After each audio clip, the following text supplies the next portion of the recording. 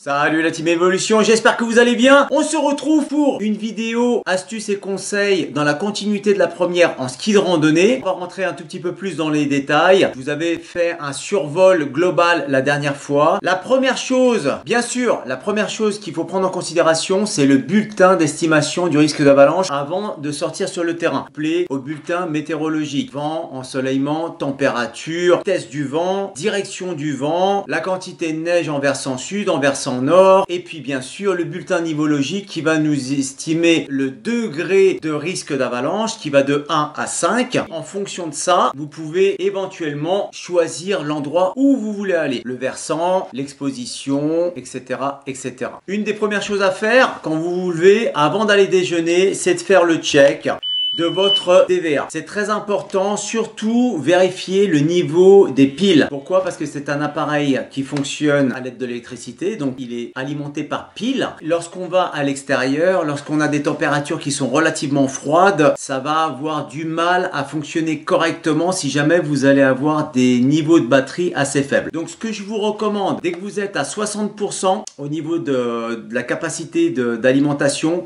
vous changez les piles, vous les mettez encore dans une frontale, elles peuvent toujours servir, il n'y a pas de problème, vous les mettez pas tout de suite au rebut et vous mettez des piles neuves dans votre DVA. Moi je suis chargé à 100%, j'éteins mon DVA et ensuite je vais pouvoir le mettre dans son holster et placer tout ça sur moi. Comme ça, je suis sûr de pas l'oublier avant d'aller en montagne. Alors ça peut arriver d'oublier votre matériel, le seul problème c'est que si vous oubliez votre détecteur de victimes d'avalanche, eh ben vous êtes obligé de changer les plans. Vous allez plutôt faire du ski de piste, hein, ça sera plus sûr. Vous avez parlé des chaussures la dernière fois lors de la première vidéo et je vous avais parlé d'une chose très importante, c'est le fusible. Ici vous avez la liche du ski. Lorsque vous allez fixer la liche sur le fusible, lorsque vous allez faire une petite chute, ça vous évite que le ski parte trop loin dans la pente, comme ça vous pouvez le récupérer sans aucun problème. Par contre, ce qu'il faut veiller à faire, pourquoi mettre un fusible? Je vais vous faire voir plus en détail. Le fusible, vous voyez, c'est cette bague là, cette petit anneau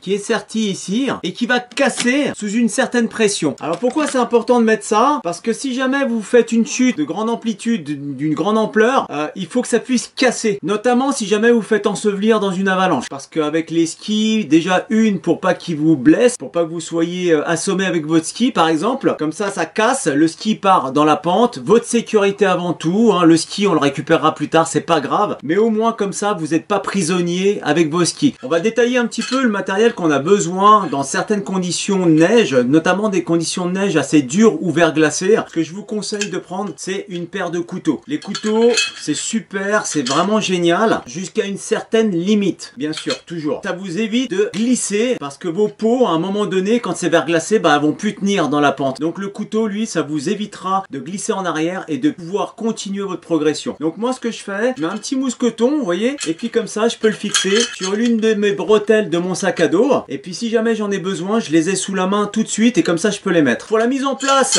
des couteaux, très facile, vous prenez votre couteau, vous prenez avec l'autre main votre ski, et puis ici vous avez deux petites fentes, très faciles à repérer, juste à l'arrière de votre fixation avant, et là vous avez un petit cylindre devant, vous allez glisser à l'intérieur, peu importe de gauche à droite ou de droite à gauche, ça n'a aucune importance. Vous faites glisser le tout, tac, et là le crampon est opérationnel. Alors quand vous allez glisser, la neige elle est là, il n'y a pas de souci, donc vous allez glisser sans aucun problème étant donné que votre pied va se lever. Et puis une fois que vous allez poser votre pied sur le ski pour éviter d'aller en arrière, le couteau lui, clac, il va mordre sur le manteau neigeux et comme ça vous reculerez pas. Ça c'est super. Pour le défaire, très facile. Faites la manœuvre en marche arrière. Vous défaites gentiment. Ça bloque un petit peu, c'est normal. C'est pour éviter de les perdre en cours de route. En ce qui concerne les couteaux, un dernier détail. Lorsque vous allez les acheter en magasin, ils sont neufs. Ils n'ont jamais servi. Donc je vous conseille de faire l'essai à la maison au chaud, tranquillou. C'est pas le jour J que vous allez en avoir besoin qu'il va falloir les mettre. Et là le problème c'est quoi? C'est que des fois, il y a un petit traitement en fait sur cette partie-là, cette partie cylindrique. Donc ils vont coincer. Mais ils vont vraiment coincés, ils vont pas rentrer. Donc ce que je vous conseille de faire, c'est avec un petit papier de verre, frotter gentiment, que ça soit très uniforme, votre grattage là, et puis comme ça, il va coulisser beaucoup plus facilement. Comme je vous l'avais déjà dit, mettez vos pots la veille avant de sortir sur le terrain, ça sera mieux, vous êtes au chaud et comme ça sera nickel. Avant de poser vos pots, vous prenez un petit chiffon, vous voyez, parce que là il y a quelques petites taches, parce que des fois sur le terrain, lorsque vous rentrez jusqu'au stationnement, des fois c'est un mélange de neige et de boue. Donc vous retirez tout ça, et comme ça vous retirez aussi la poussière qui a pu s'y déposer pendant la semaine. À moins que vous sortiez tous les jours, bon bah là, un petit coup de chiffon c'est pas mal. Une fois que vous avez passé vos petits coups de chiffon, vous prenez vos peaux qui sont toutes sèches. Donc faites attention avec vos peaux parce que ça colle. Donc si vous faites poser, si vous posez vos peaux au sol, ça va récupérer toute la poussière. Là les peaux vous pouvez les balancer, hein. Donc c'est un peu dommage. Très simple pour la pose des peaux. Moi j'ai 2 clips en haut, il y a différents systèmes, un clip ici, enfin voilà, suivant les marques, hein, ça change. Moi, je vais les clipper ici, là, tac, voilà. Et ensuite, c'est très simple. La peau, faut pas qu'elle vienne gêner la carre. Donc, vous avez une carre de chaque côté du ski.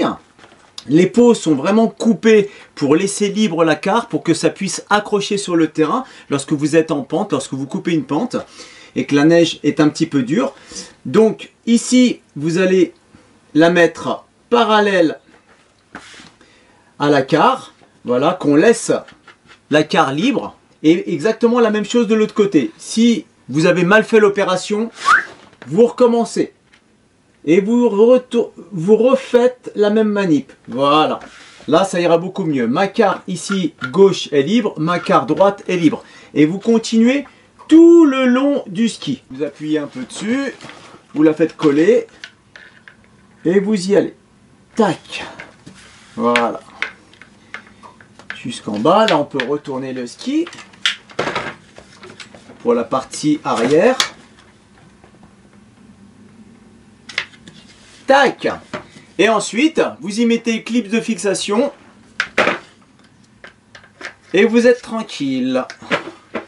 C'est normal, c'est un petit peu tendu. Il faut que ça soit tendu, hein, pour pas qu'elle puisse se défaire sur le terrain. C'est toujours chiant lorsque vous êtes en progression, que la fixation arrière saute. Ça arrive parce que ici c'est pas tendu, hein. Donc n'hésitez pas, vous avez des petits trous de réglage, hein, ici sur la partie. C'est une partie en sangle, hein, en plastique. Donc c'est assez souple. Donc vous réglez, vous n'hésitez pas à tendre un petit peu, pas tendre comme un câble en acier, mais que ça soit bien tendu. Comme ça, au moins la peau restera bien sur le ski.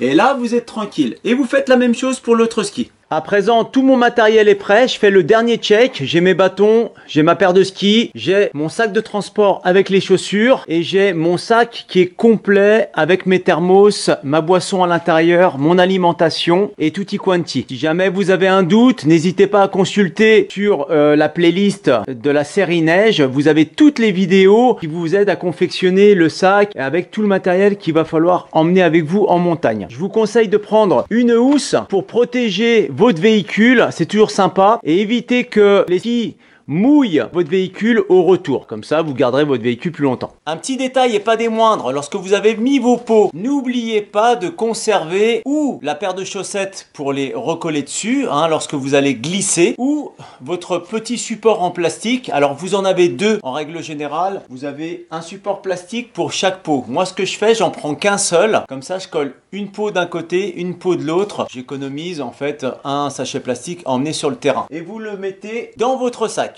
On vient de charger le matériel dans la voiture, c'est bon, on a fait le check, on va pouvoir aller sur le terrain et se faire plaisir. Pour répondre à de nombreuses questions, ouais Siméon, quand tu pars en solo, est-ce que tu branches ton DVA? Est-ce que tu prends ton DVA? Est-ce que tu prends ta sonde, ta pelle? La réponse est oui, obligatoirement, vous prenez votre matériel.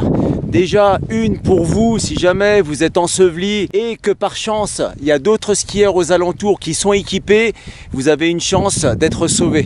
De 2, ça permettra de retrouver le corps. C'est malheureux hein, ce que je suis en train de dire, mais c'est la vérité parce que ça évitera que la famille attende le printemps, que ça dégèle pour pouvoir retrouver le corps lorsque la neige aura fondu. Ça c'est la réalité, je suis désolé, je suis pas là pour vous mentir, c'est vraiment la réalité.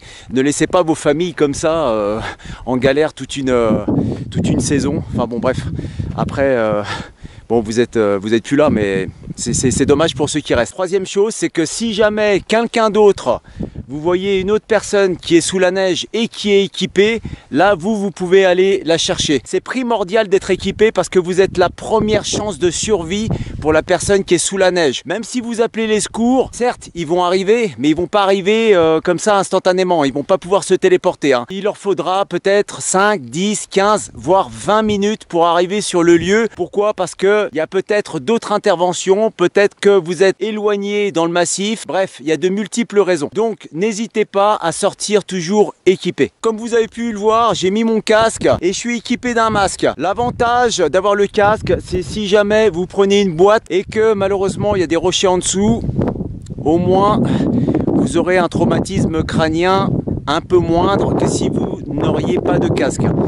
Ça c'est la première chose. Ensuite, au niveau du masque, le masque c'est pas mal, toujours pareil, si jamais il y a du vent, vous êtes protégé. Si jamais la neige se fait friter et que qui est projetée sur vous, vous êtes protégé. Vous êtes protégé aussi au niveau solaire parce qu'il y a un écran. Et puis vous êtes, vous avez la certitude en fait de ne pas perdre votre masque parce que, vous voyez ici là, il est attaché, la sangle est attachée. Donc il faudrait vraiment perdre le casque pour perdre le masque. J'exagère, mais votre masque, vous êtes quasiment sûr, on va dire à 99% de ne pas le perdre.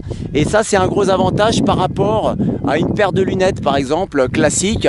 Si jamais vous prenez une boîte, la paire de lunettes peut être ensevelie sous la neige, parce que là aujourd'hui on a de la poudre. Et là pour la retrouver, ça va être dur. Vous pouvez aussi esquinter les verres, vous retirez les verres, c'est un autre désavantage de la paire de lunettes. Voilà, il y aura toujours un avantage et un inconvénient par rapport au matériel que vous allez utiliser. Comme vous pouvez le voir, je suis en solo. Il y a juste quelques skieurs là-haut sur la crête. On était à peu près ensemble pour la montée. Et puis là, je me retrouve vraiment tout seul sur le massif. À savoir que je suis sur une station de ski. La station n'est pas encore ouverte, étant donné le manque de neige qu'il y a cette saison. C'est un petit peu aléatoire. Ça neige, ça pleut, ça neige, ça pleut. C'est un petit peu embêtant pour les professionnels de la montagne parce qu'ils ne savent pas sur quel pied danser, c'est chiant. Lorsque vous êtes en solo, ne prenez pas trop de risques. Je vais essayer de dire ça comme ça. On a toujours envie d'aller dans des pentes là, vierges, très raides, etc. pour se faire plaisir parce qu'il y a de la bonne poudre. Par contre, vous êtes tout seul. Ça veut dire que vous êtes autonome. Si jamais vous avez un souci, c'est à vous de le régler. Donc, évitez au maximum de vous engager sur des portions très très dangereuses. Essayez de réfléchir. Posez-vous toujours la question, ok, si je vais dans cette pente là, ok, je chute, qu'est-ce qui se passe? Étant donné que je suis tout seul, est-ce que je vais pouvoir m'en sortir ou pas? Ça c'est très important. Posez-vous des questions avant de vous engager dans des endroits raides.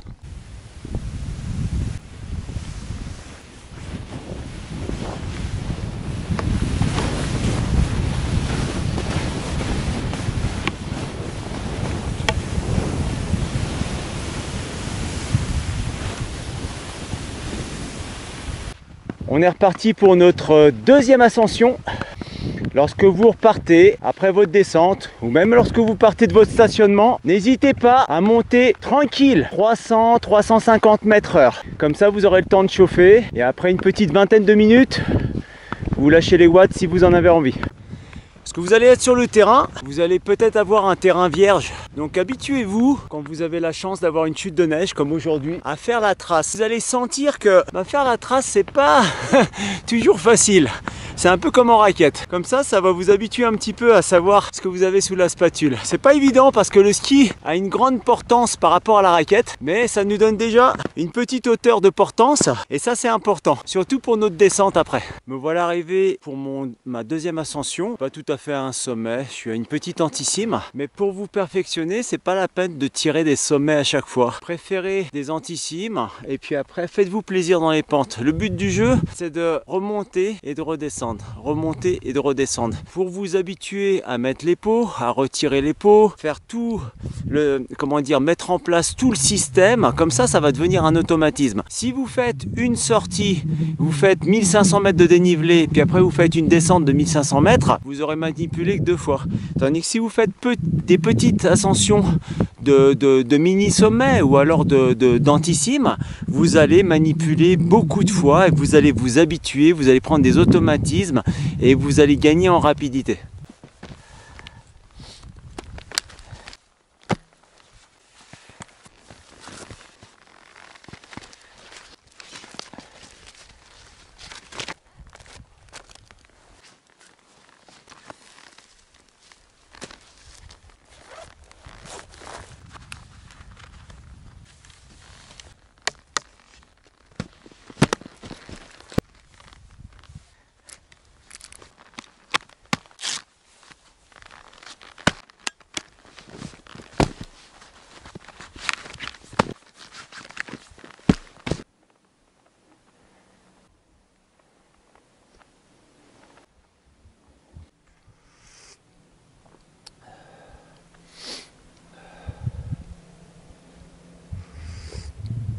finalement le casque on s'y adapte très bien, c'est léger, vous n'avez pas besoin de mettre de bonnet, ça tient chaud, c'est vraiment super. Le seul truc c'est que ça étouffe un petit peu le son, donc il faut juste prendre l'habitude et puis après c'est parfait. Ouh, allez super.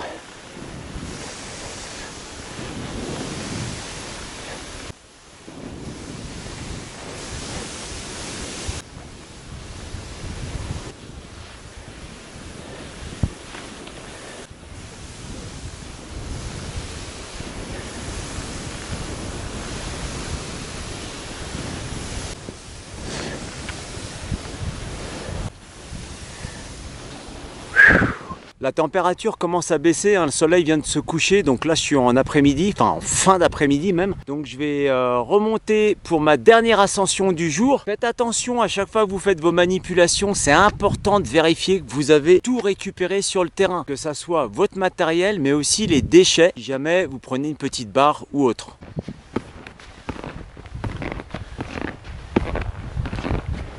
Nous voilà arrivés au terme de notre troisième ascension du jour. Vous faites des petites ascensions de 200 mètres, 300 mètres de dénivelé, peut-être 400 mètres de dénivelé. À la fin de la journée, cumulé, ça va vous faire un joli petit dénivelé. Et au moins l'avantage, c'est que vous avez travaillé tous les gestes pour les automatiser au maximum, que ça devienne très fluide. Alors là, il commence vraiment à faire froid. C'est la fin de journée, donc les températures chutent. Et puis, vous voyez dans la montée, regardez ce qui s'est passé pour ma peau. Là, ça fait déjà 2 saisons, une saison que j'ai ces peaux là, mais bon bien sûr on en fait intensivement du ski de rando, donc je vais faire ce qu'on appelle un réencollage, c'est-à-dire que je vais remettre de la colle sur la peau, pas aujourd'hui bien sûr parce que là je vais retirer les peaux, je vais descendre, mais pour la prochaine sortie, dès qu'elles seront sèches, je vais remettre de la colle. Pourquoi? Parce que le problème c'est que si la peau ne colle pas parfaitement sur le ski, à chaque fois que vous allez faire une conversion, vous allez dépoter et là ça va vous fâcher. Franchement la première fois ça fait rire, quand ça vous arrive 2-3 fois d'affilée, là vous n'allez pas être enchanté, vous allez presque maudire vos peaux. Rien de plus simple, un petit coup de colle une fois qu'elles sont sèches et puis après c'est reparti. Bien tendre la fixation à l'arrière ici, vous remettez un petit cran de plus au cas où et puis comme ça c'est tout bon, c'est reparti pour la prochaine sortie. Et ben écoutez, j'espère que cette vidéo va vous être utile. Si jamais vous avez encore des doutes sur la pratique du ski de randonnée, que vous n'êtes pas à l'aise, vous voulez pas faire vos premiers pas seul, n'hésitez pas à contacter les leaders dans les clubs ou les professionnels de la montagne. Ils sont là pour ça. Faites-vous plaisir, c'est super important. Le mot plaisir n'est pas à prendre à la légère. Moi, je vous laisse avec ce superbe coucher de soleil et on se dit à la prochaine. Arvipa.